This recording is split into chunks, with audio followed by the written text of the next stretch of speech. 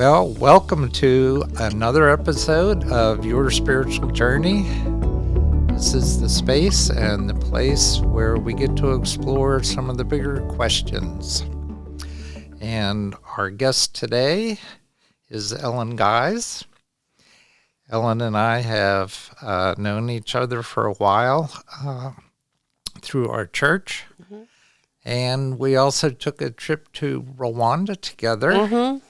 Back in 2016 for a week, and boy, was that fun. Mm-hmm. In fact, that was the first time that I really got to know you. I felt Ellen is from Atlanta, Georgia, originally. She still feels like she's a Georgia Bulldog. Yes, go Georgia Bulldogs if anybody's a college football fan. Yeah. I know back-to-back national championships. Yeah. She started a career in banking after she got out of the University of Georgia, and then went into doing some training, and now she's been a corporate trainer pretty much ever since. Mm-hmm. She now lives in Pittsburgh. She was raised Catholic in a heavily Southern Baptist area. But we'll let her tell you all about that. And I guess I'm not going to say anything more at this point. I may ask you some questions later. Sure. It's all yours. Yeah, thank you, Bob. It's great being here. I really appreciate the opportunity to share. And like you said, I grew up in Atlanta, Georgia. I was born in North Carolina, but grew up in Atlanta in a suburb. The South is heavily like Southern Baptist, and growing up Catholic in Atlanta, we're actually in more of it's almost like a little Catholic enclave within the suburb I grew up in. Because I remember one time at our high school, it was a holy day, and we were on the gym for an assembly or something, and it was right as it struck noon. I'd say a third of us got up to go to Mass. So we had a little Catholic enclave where we were in our suburb. Growing up Catholic, my mom had been the one to convert. My dad had been the Catholic.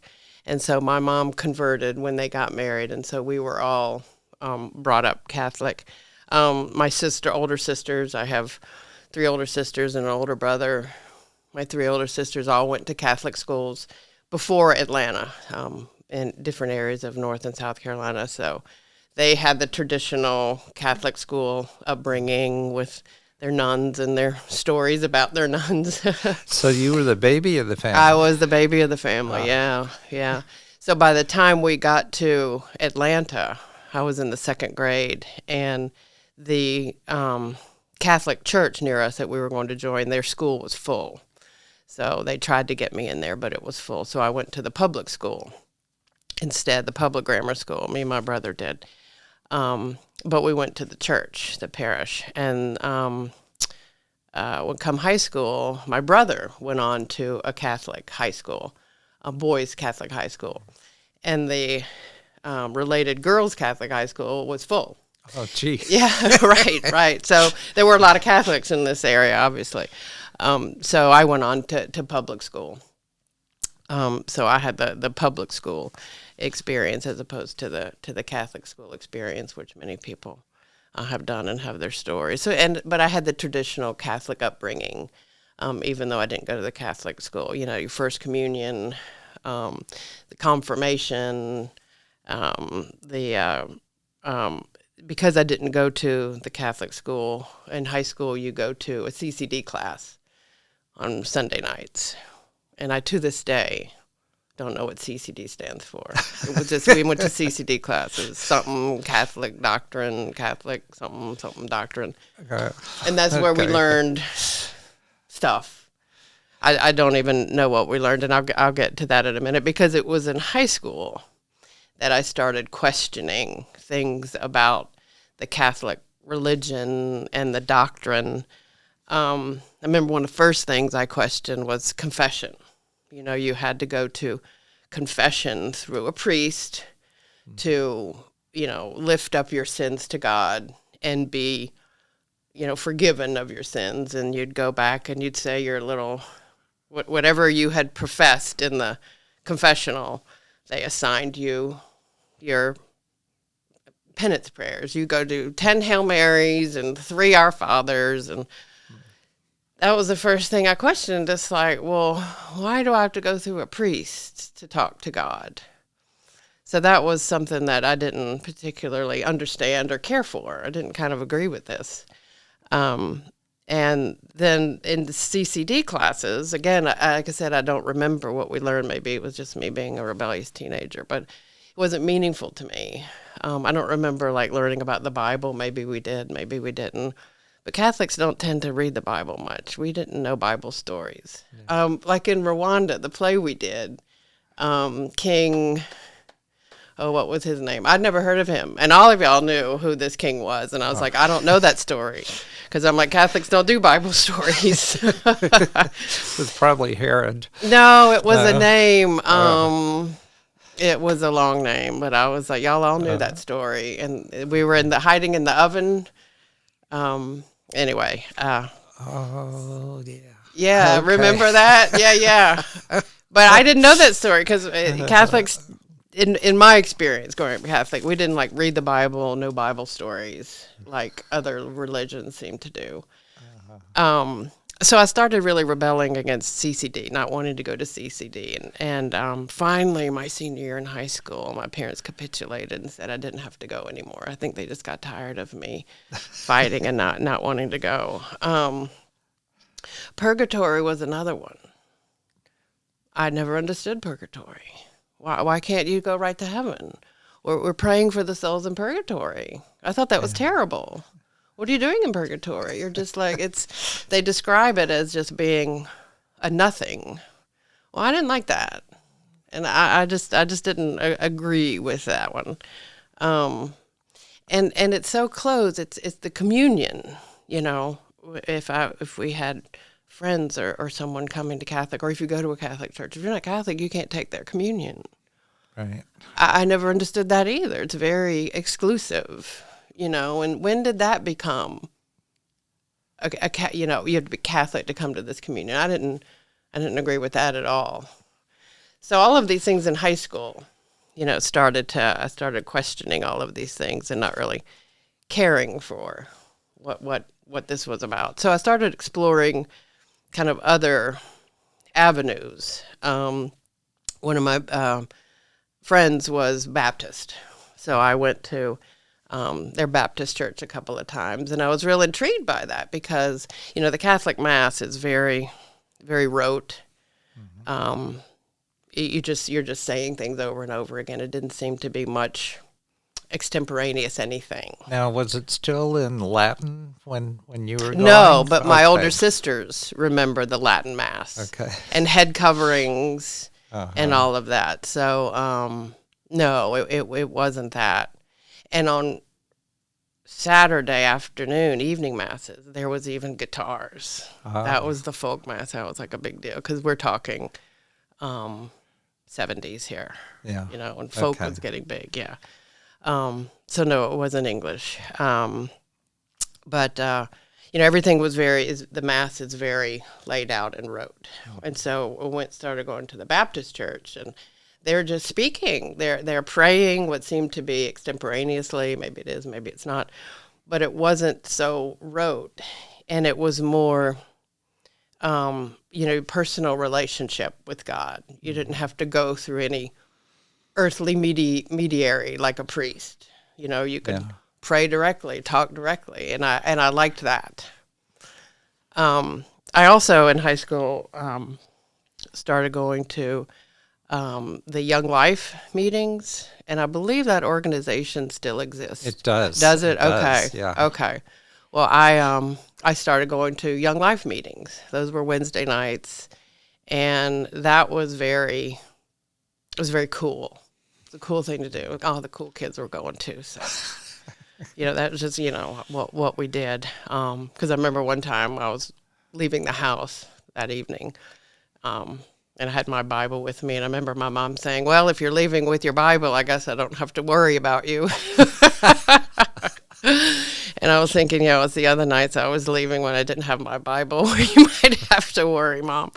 But so I started going to Young Life, and that was also very personal relationship with God and with Jesus, and not having to go through the church and the like I said, the earthly intermediaries. It was more of a personal relationship, and I was responding to that more, just because that, not necessarily the Baptist part and that, but just the personal relationship kind of thing, and not going through the trappings of the Mass and the Catholic doctrine of who you can talk to and who you can't, and that sort of thing. So when I went off to college, University of Georgia, it's only an hour away. So I came home a lot. So I didn't go to church while I was in college. But when I came home, I would go to Mass with my mom and stuff. But this is where I started distancing myself from the Catholic Church. I would go with my mom, and for the high holidays, come home for those and go. But I wasn't, I sort of knew at that time I wasn't going to stay attached to the Catholic Church. I knew there were other things out there. I wasn't really looking, hadn't really found, but I knew that wasn't it. And so that was in my 20s as I started breaking away. And then I was, reading. I like to read, so a couple of books impacted me that I read in my early 20s. One of them was A Portrait of the Artist as a Young Man. Oh, yeah. I remember reading that. Do you? Yeah. I tell you. Now, I identified with that. Did you? But as someone who's not a man, how did you still identified with that angst? Or well, that's particularly the part where the priest or whoever was describing hell. It terrified me. I think I was like mildly traumatized by that, because for a long time I was like, oh my God, if I go to hell, I mean, you that's just, it was terrifying the way they described it. It really scared me. I'm not sure it changed my behavior, but I remember it really scared me. Their depiction of hell, and it being a consequence of badness and sin. It was that hellfire and damnation kind of thing. It really did frighten me for a while. So that was one book, and that seemed to be like a Catholic interpretation of hell, because I would ask other people after that, what do you think of hell? Oh, there is no hell. What do you mean there's no hell? They said it's awful. So that scared me. I didn't like that. And then another book I read, it was called In God's Name, and I forget who the writer is. But it was kind of a conspiracy theory book about the first Pope, John Paul I. He was only in office, if that's what you call it, a very short time, like less than a year, a few months maybe. And this book was theorizing that he was assassinated because of, I don't remember exactly, but it's something to do with the Vatican Bank. The Vatican Bank being, hugely rich, as we know, lots of money. And there was some corruption within the Vatican Bank. And I don't remember the conspiracy part of why they thought John Paul I was maybe going to expose them. I'm not sure of that part, because that part is not what spoke to me. I'm not a conspiracy theorist by any means. So that wasn't it. But what that book did do was open my eyes to the Vatican Bank and the wealth and the power that it has. I didn't know. I mean, you grow up and we would tithe and we would give our money. I didn't really know where it was going. Oh. And then after reading that book, it was like, well, that's where it's going. And what are they doing with it? Yeah. I didn't see anything coming from it, which is the opposite of where we are now at Waverly.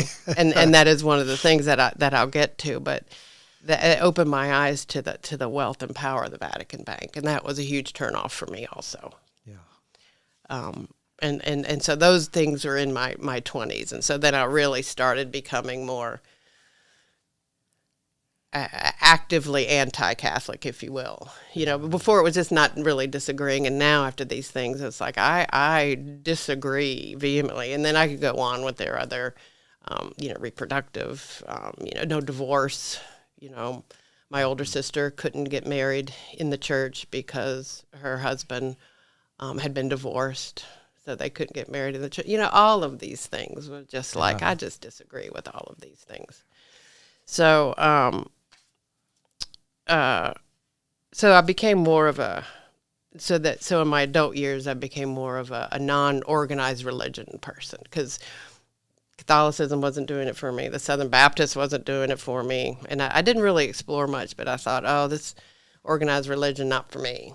So I'd already considered myself spiritual. Mm-hmm. So that's when I started.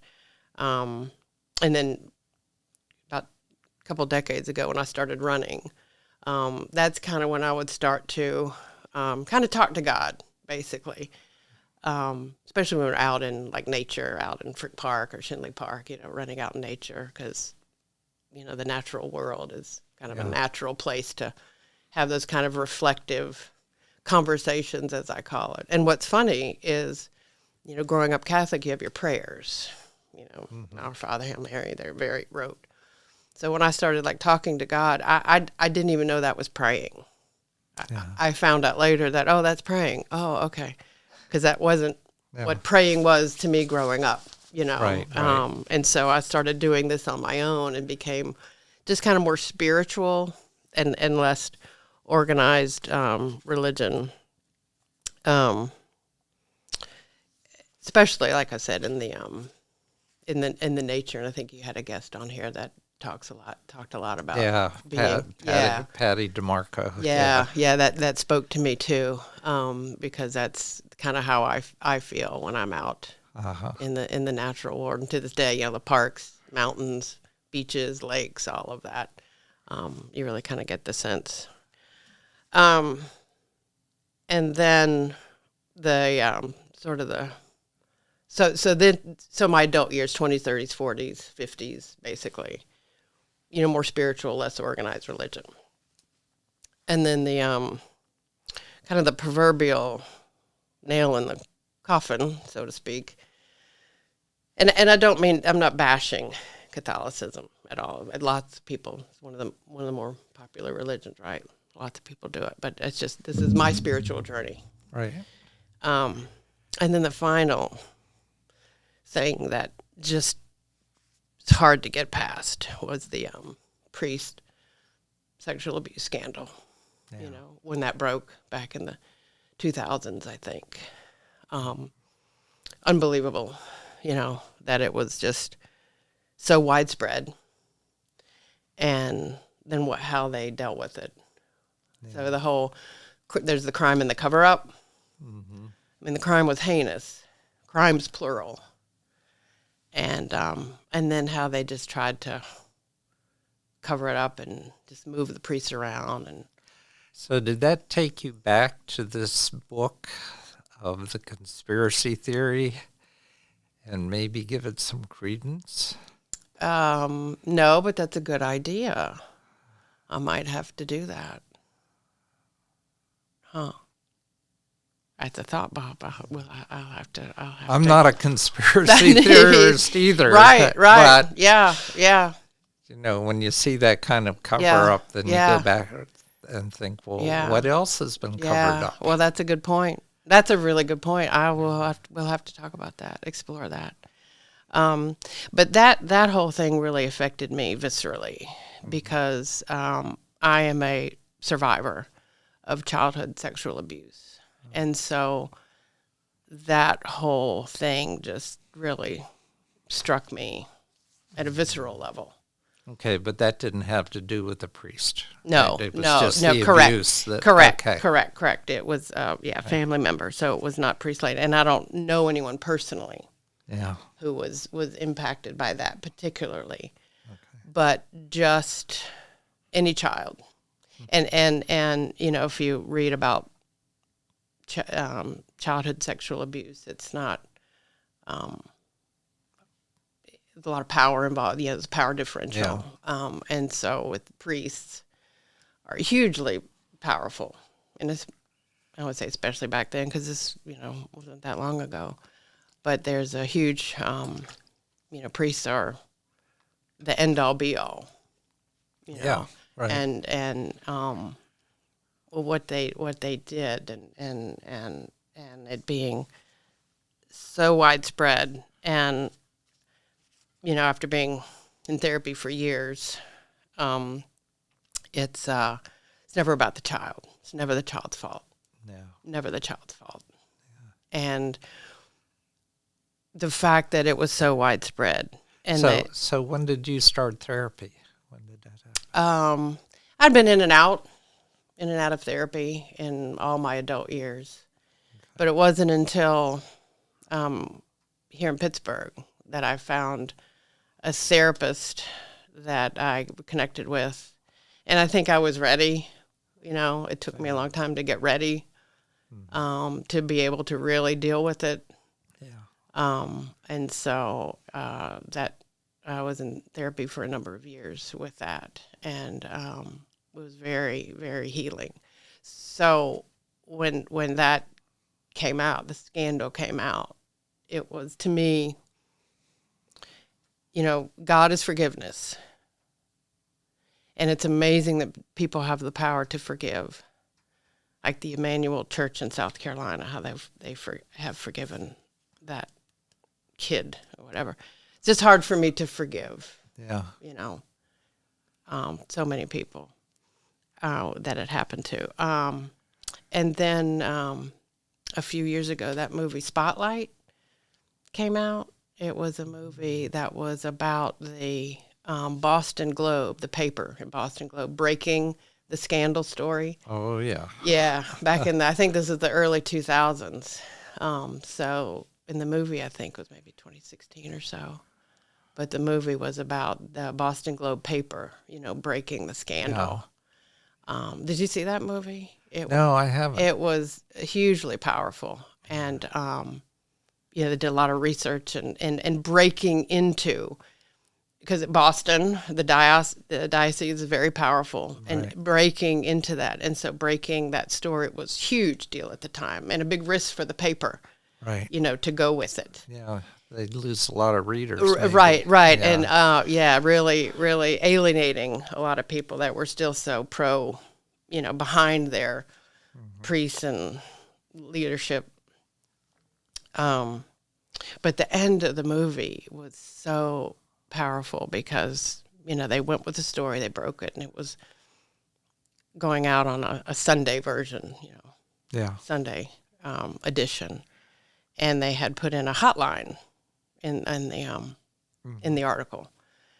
And so the movie was at the end of the movie, they were going to come in that morning and see, is anybody going to call? Yeah. And they went in, and there was, phone rang, and another phone rang, and another phone rang, and the phone just kept ringing. There were so many people that were calling in. And then that was kind of how it ended, and then the epilogue, they showed a thing of, like what had happened in Boston. And then it said, and the similar things were uncovered in the following places. And the screen was just filled with city after city after city after city after country after country. It went on to me, it seemed like forever, of all of these places where this had been going on. It was just crushing. It was just crushing. And it's just... And I know there's been some, I won't even go into it. I know the current Pope has had some, words about it, but it just, is beyond the scope of what you believe. So, and again, I don't mean to be bashing Catholics, but this is my thing.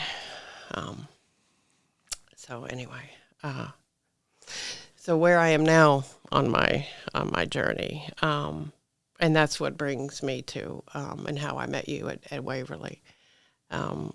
When I met my wife 15 years ago, she was looking for a community, a spiritual community. She has her own story, of course. And so she Googled, gay-friendly churches, and one of them that came up was Waverly, and it was close by. We were like, oh, let's give that a try. And so we went about 12 years ago, and it was instant. I should call it love at first sight for her, with her connection to Waverly.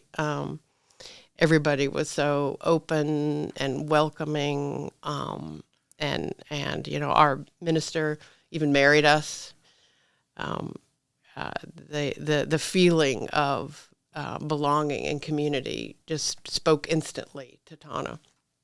To be honest, I was a little more reticent because I was so, not organized religion for so long. I was still a little, I'm going to wait and see how this goes.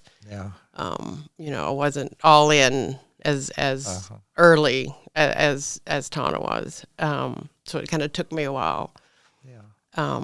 But over the years, seeing how Waverly operates in the world is so different than what I grew up with. When I was talking about the money with the Catholic Church, and they had so much, and we gave it, we never saw where it is. Well, at Waverly, we see. We know what we have a say too, where our money goes into the community. The Wilkinsburg Community Ministry, the Kelly Elementary School with Seats for Feet, sweatshirts. We see where our money's going. Hello Neighbor. I mean, we have all of these organizations that we partner with and deal with. Yeah. So that's what's important to me in my spirituality is helping others and being in the world with others. And at Waverly, we are there. We are in the community. We are doing it. Going to Rwanda and helping Mama Arlene with her school and her the orphanage at the time. That what you could see the help and the difference. And that to me is what I was looking for. And justice. We have our justice committee, where we're kind of paying attention to things, social justice wise. That to me is what God and Jesus are, and in Waverly, it's the first organized religion that I felt embodied what I thought was the God and Jesus that I believe in. Right. Okay, I'd like to take the point of view of my audience as I listen to somebody's story. Sure. And your story just flipped my audience on its head, because you mentioned that you're in a relationship with another woman and have been in that relationship for a long time. So I imagine that even though you're rebelling against Catholicism all this time, that there are some voices in your head during the time at which you discovered that you were attracted to women. So can you describe that period of time as to what you went through and how you dealt with that? Yeah, sure. Let's see, how should I describe this? I didn't enter into a relationship with a woman until I was in my 30s. So I didn't have some of the coming out experiences as a young person that some people have. So I was older in my 30s. And it was a later time. By this time, it would have been the 90s or so. Yeah. So there was, more acceptance. More acceptance, exactly, in the world. Because by the time I came out, if you will, to my family, they were just nonplussed about it. Oh, we knew, and we love you. We love Kelly, who I was with at the time. You know, it was a non-issue. And since I wasn't part of the Catholic Church, then Yeah. they had nothing. They were not even in my consciousness. Now that is another thing, though, to your point, that I disagree with. You know, they're obviously not a huge fan of the gays. Yeah. And so I don't, to me, that's just yet one more thing Yeah. that makes me not attracted to that religion, for lack of a better way of putting it. So my coming out, if you will, wasn't a factor specifically, but it's one more to keep me from that, and one more to draw me to an organization like Waverly, because it was open arms. Yeah. You know, you've all welcomed us with open arms. Well, one thing I love about you is you're so comfortable with yourself, and you've obviously come to grips with a lot of things in your life, but it feels to me like you've arrived at a peace within yourself. I have, and like I said, the years of therapy helped. I think I had to be ready for that. Yeah. The time in my life. And so that helped a lot. And there was a lot of conversations within my family that happened that were very painful yet healing.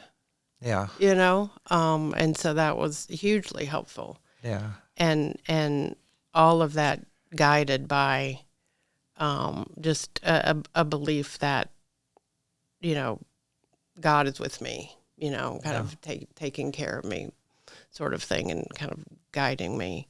Well, it's wonderful that your family and you could have those conversations, because frequently that doesn't happen. Exactly. Exactly. And it took me a long time, but it was worth it. Like I said, I had to be ready, and so it's really been hugely helpful.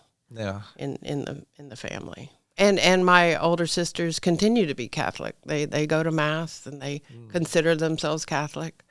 And that's fine. They get what they get, you know, out of it, and I'm happy that they have that and enjoy, you know, have their peace with that. That's not mine. Yeah.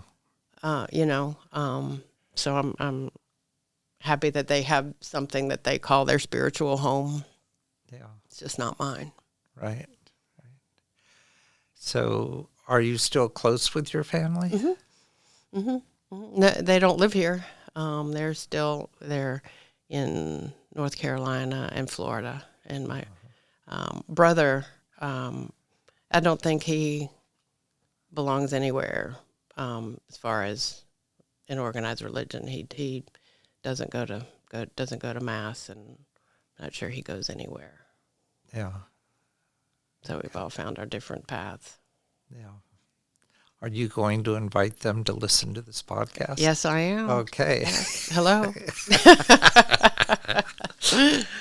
Okay. Well, I'm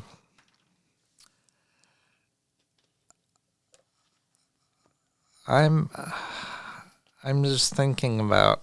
I have to be careful here because I know you so well that I have to pretend I don't know you so that I can I could ask questions that people might ask. Right.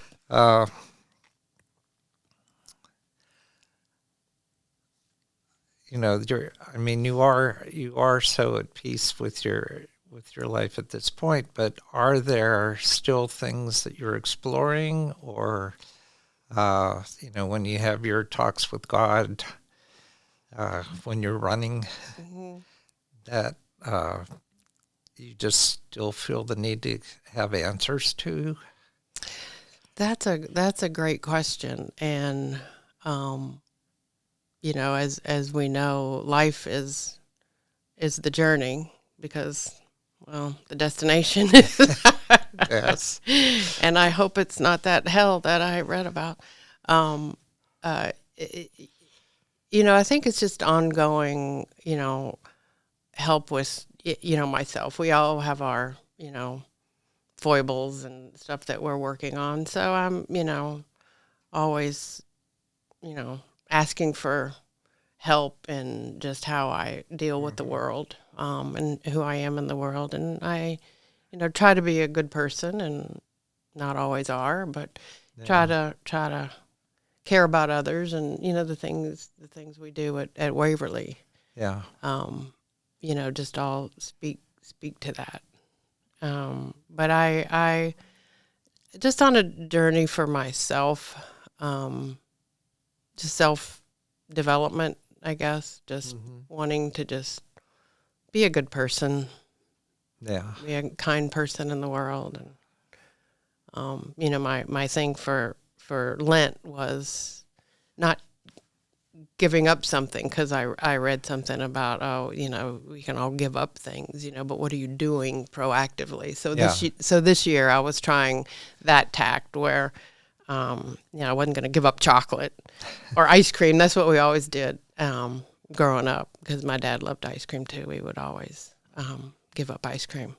But we were Catholics of the Sundays in Lent was the day off of whatever you gave up.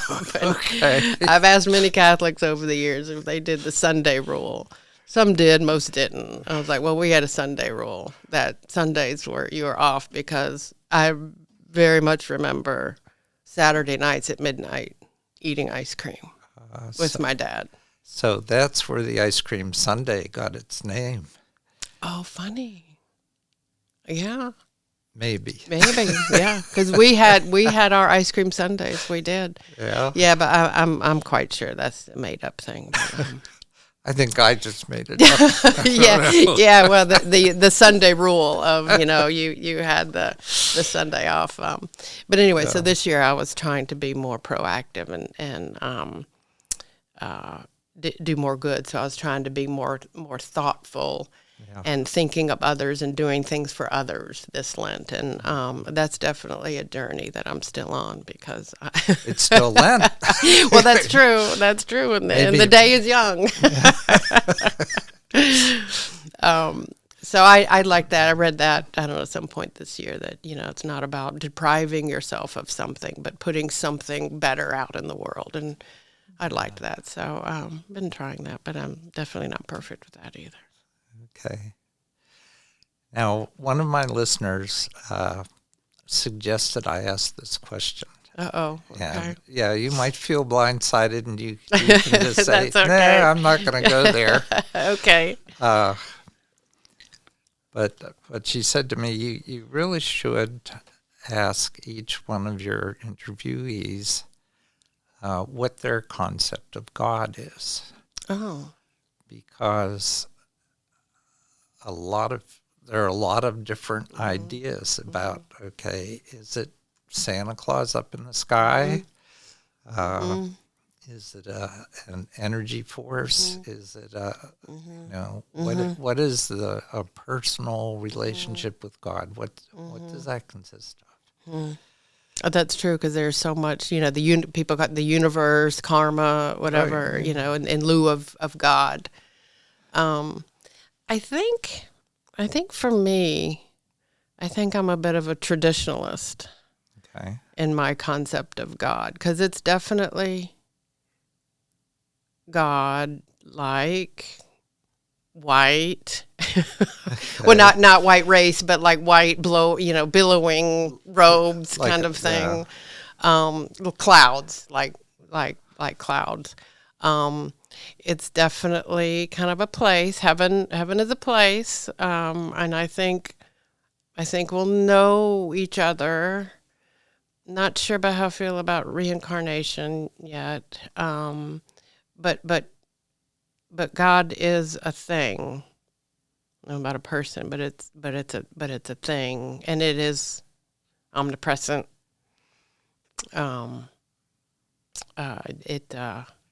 It's over everything, And to be honest, I haven't quite ever understood the conflict between creationism and evolution, why those are mutually exclusive. Mm-hmm.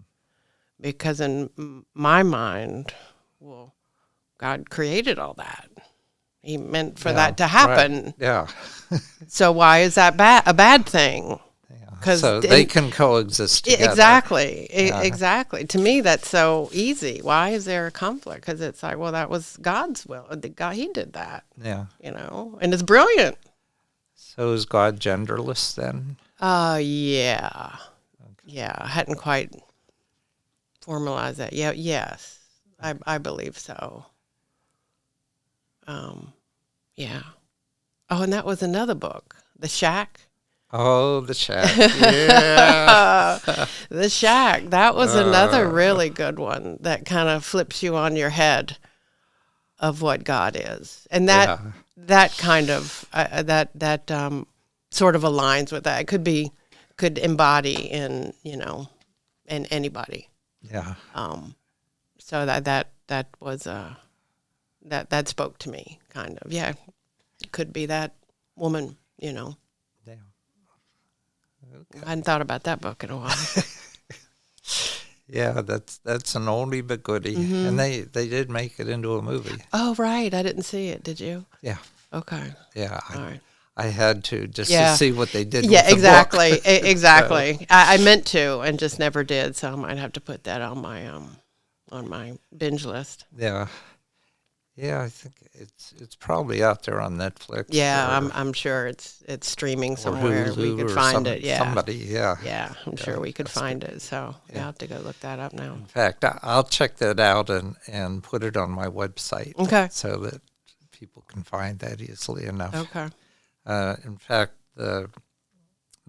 all three books that you mentioned today will be on the website for people to find. Okay. So we're coming about to the end of all this, and as you know from having listened to a couple of the episodes, I'm going to ask you to consider what you would like to lead the audience with. Okay.